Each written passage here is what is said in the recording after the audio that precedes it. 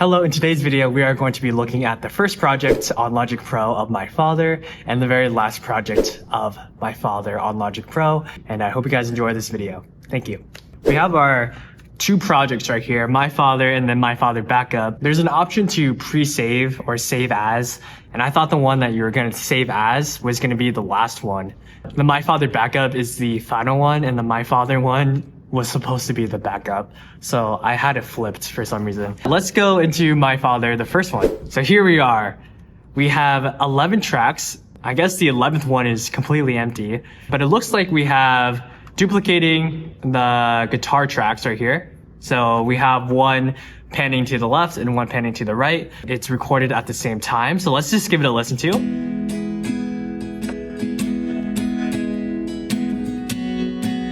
It sounds like a really nice guitar sound.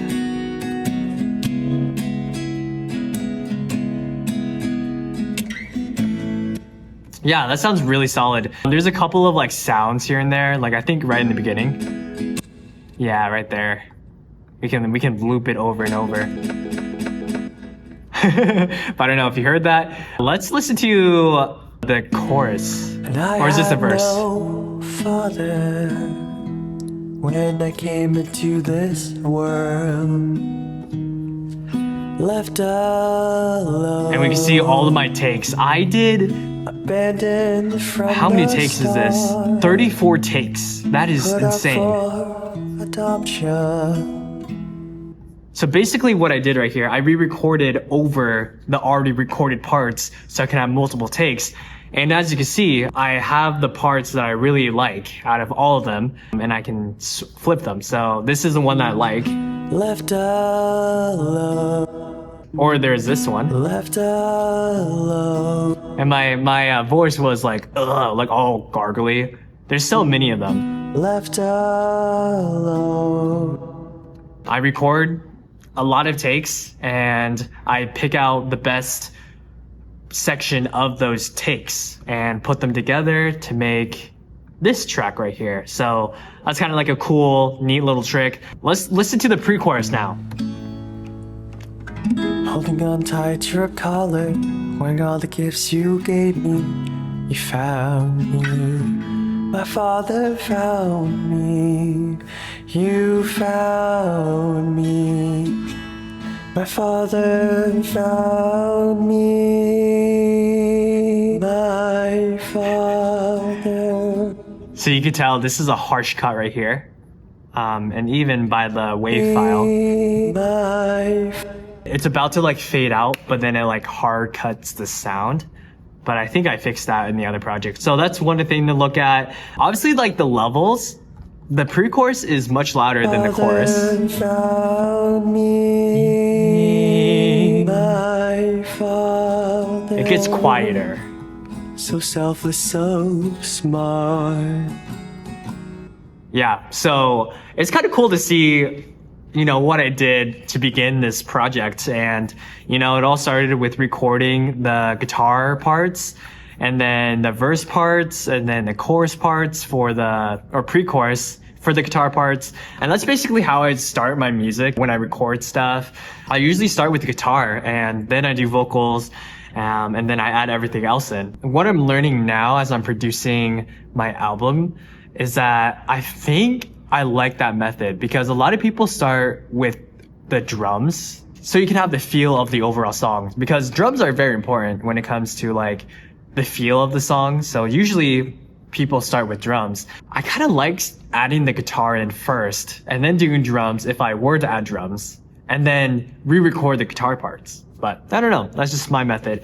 Let's look at some other things. So I wonder why, I think maybe to have more openness, I guess, in the choruses, I panned these like all the way to the left and I panned the right side all the way to the right. And I think it adds this really wide sound versus not panning them as much. I think it's a develop. In the verses, as you can see, it's probably like a third, and then the pre-choruses is half, and then the chorus is all the way. So it's like building up in a way, which is kind of cool. I didn't do any vocal doubling because that's something that I didn't really learn. I learned that like a couple days ago, so I'm really new to that. And I didn't add any harmonies, even though I wish I could. Let's look at like the effects and stuff. So I have 4 effects, basically. Reverb, delay, chroma, which is basically another reverb, and then chorus. I even forgot to EQ, and I think I didn't EQ it in the final track. We'll have to see. Or in the final project, I mean, this is the effects that I use, and they're pretty simple. I use all stock plugins in Logic Pro to create the song.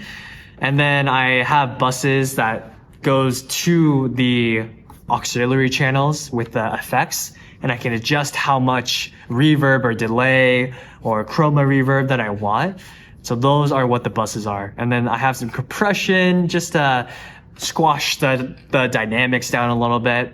And if you don't know what compression is basically, it's making the quieter parts a little bit louder and the louder parts a little bit quieter. So there's less dynamic range. It's cool to hear those quieter parts get louder and those louder parts get a little bit quieter. And then I EQ'd everything. There's some frequencies that I didn't like around the 200 and 300 range. I quieted them down a little bit. And it looks like with the vocals, I added some high end. And then I took out some of the muddier parts in the, 150 to 200 range. So it's kind of cool. And I think I was going to add violin. Or what is this? Let's see. I think I was playing with different melody ideas, and I don't know why I would do a mini violin when I have a violin right here. So I think I was just humming out melody ideas and didn't have the violin with me at the time. So I had that as an option. So yeah, that's pretty cool. I think that's everything that I wanted to discuss in this project. So let's move on to the final project. And here is the final one. So previously on the other one, we had 11 tracks, so we have 10 more. Most of it is adding the violin parts. There are 1, 2, 3, 4, 5, 6, 7, 8, 9 more violin parts. So majority of the tracks that are added are violin. And there are paddings right here. We can solo it and we can listen to it.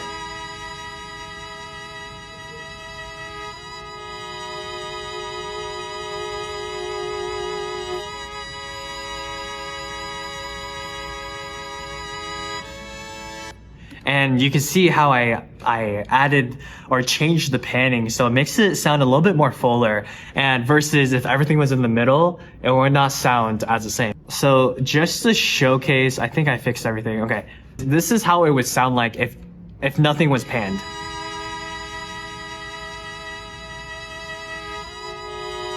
Sounds a little, just everything is right in the middle. So panning, what that does is if we pan it to the left, we get a little bit more range of the sound. Do you hear that? I don't know if you're wearing headphones, but you can definitely hear that. My father. So that's something. And then I added, I think I played this bass part. So that's kind of cool.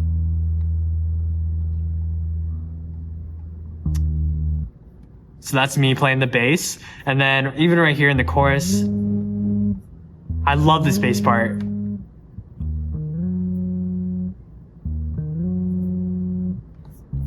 Dun, dun, dun. It's a really cool bass part. And I don't know what this video is about. It's really me comparing what I did in the first project and the final project. But it's also something, that if you're producing music or if you're mixing, these are really helpful tips that I wish I learned when I was first starting out. But when you're panning, you want to make sure that all the main parts, so I would say the kick, if you have drums, the snare, the bass part is right in the middle. That's where you want the focus to be. You want the more important instruments to be in the middle. That includes vocals too, right? You want the vocal to be front and center. So it's the main thing that you hear when listening.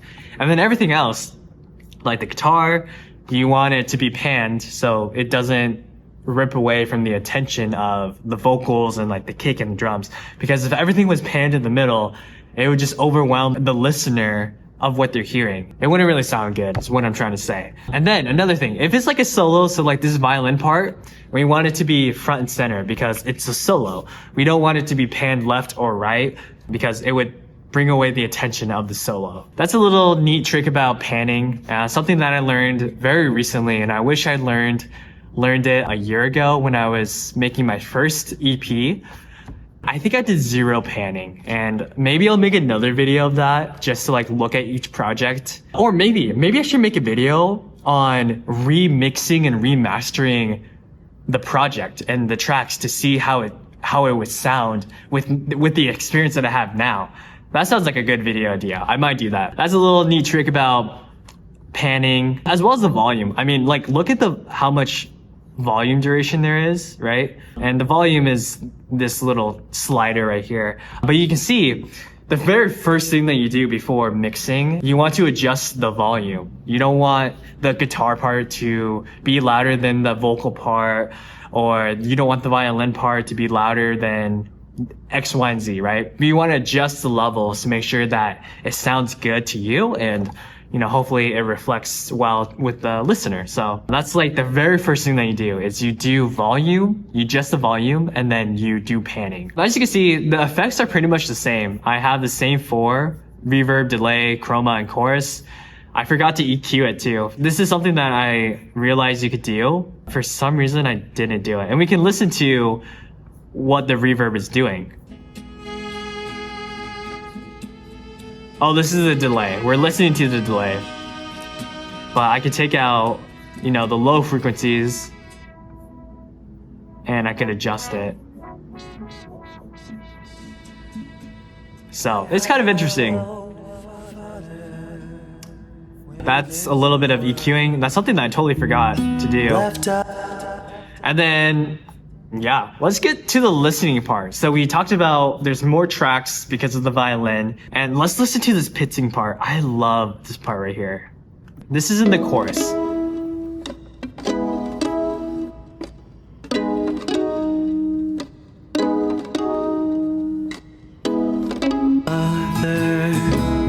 With the heart, reach out. So it's kind of cool because most of the rhythm is happening in the guitar from the strumming because there's no drums. So there's no kick, there's no snare, there's no hi-hat. It's just non-drum kit. There's a better way to phrase that. I don't know how to phrase it. So the pitching is kind of like a percussion instrument in a way because it's the do. It's like the 1 and 3, I believe, is what I did. So selfless, so smart. Oh, never mind. It's just on the downbeat of each measure. But you get the point. It's serving as like a percussion instrument in a way. You can see that I flattened all of the guitar and vocal lines because I don't know why I did, actually. I make sure to like make a copy of the previous one, and that was the other project that we looked at. It wasn't flattened because I want to make sure that I have all those takes still. I made a couple more EQs on this, and I think, yeah, there's something muddy about this vocal chorus that I just didn't like right here. So I made sure to just lower that. I guess we could talk a little bit about what I have in the mastering or in the master channel or the stereo out.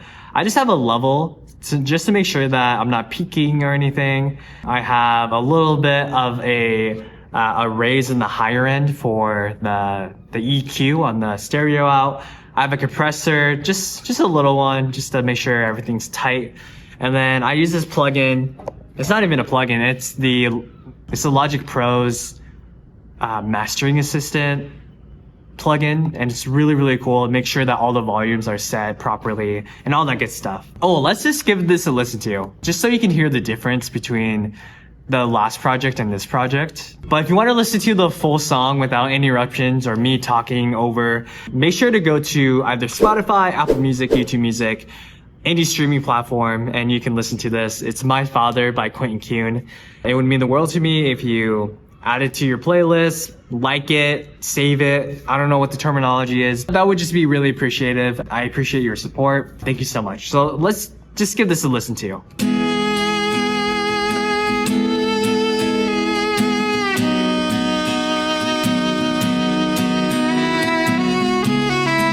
And you can tell the guitar part is much more fuller.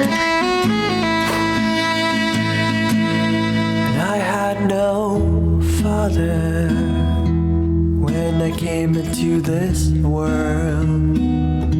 Oh, and look at that. Sorry, I have to pause it. Look at the automation.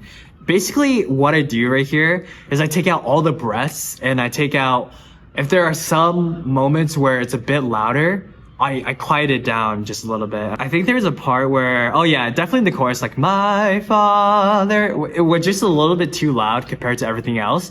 So I made sure to quiet those parts down. I'm gonna stop talking. Let's just give it a listen to. I just noticed that the slider bar went down and I was like, oh yeah, automation. That's another important thing when it comes to mixing is automation, so. Left alone,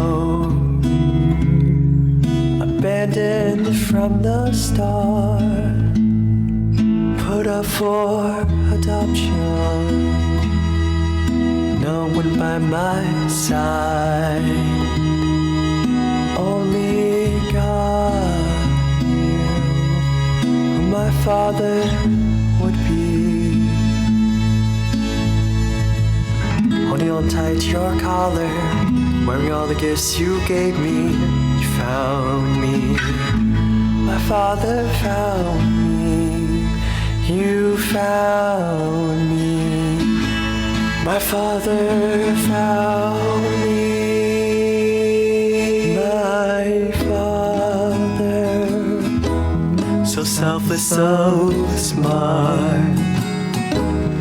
My father, with a heart rich as gold. I would have loved to do that harmony. No one has it better than me. I'm the luckiest kid there is, and I'll always love my father.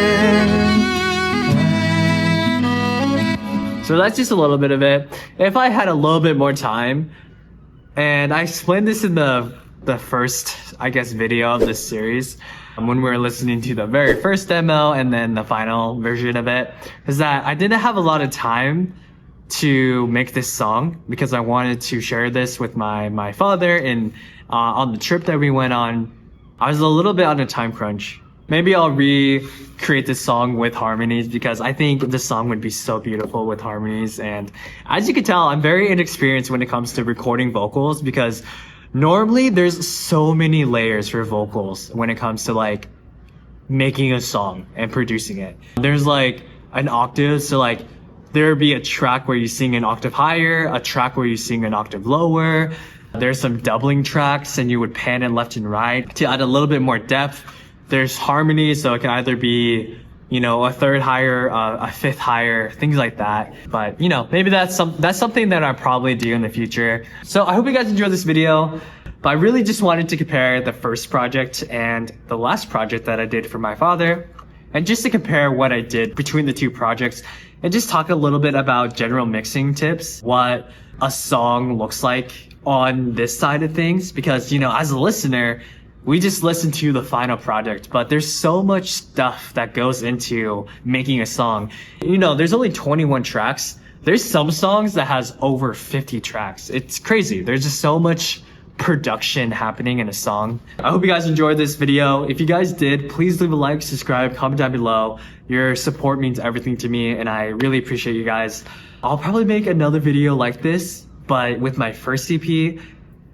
And yeah, we'll see how that goes. Thank you guys so much for watching. Have a good one and stay sharp.